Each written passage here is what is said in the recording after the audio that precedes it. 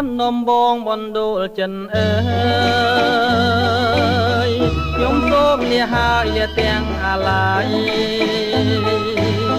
តាំងពីខ្លួនខ្ញុំបានឃ្លាតទៅឆ្ងាយខ្វល់ខ្វាយនឹកស្ដាយពុំមានវេលាអបានដំបងកងកម្មវាសនា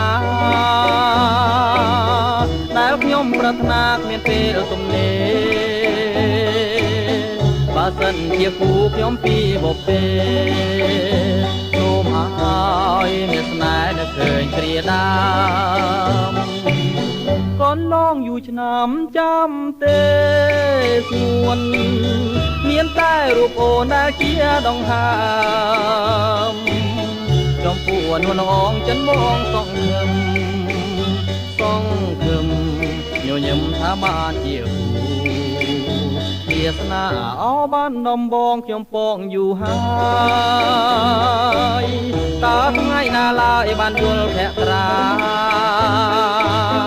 ចិនជ្រួលច្របល់រាល់ថ្ងៃខ្លោចសាចង់បានចំបាបាត់ដំបងអើយ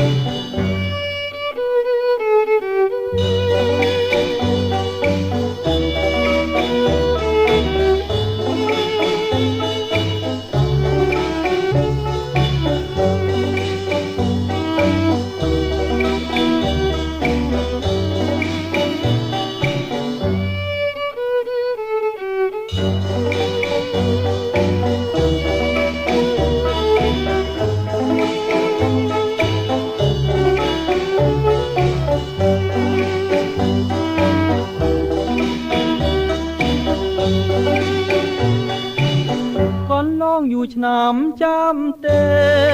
សួនមានតែរូបអូនដែលជាដង្ហើមចំពោះនួនអងចិនមកសងខឹមញញឹមថាបានជាគូវាសនាអបានដំបងខ្ញុំពងយូរហើយតើថ្ងៃណាឡើយបានយល់ភក្ត្រាចិនជ្រួលច្របល់រាល់ថ្ងៃខ្លោចសាចង់បា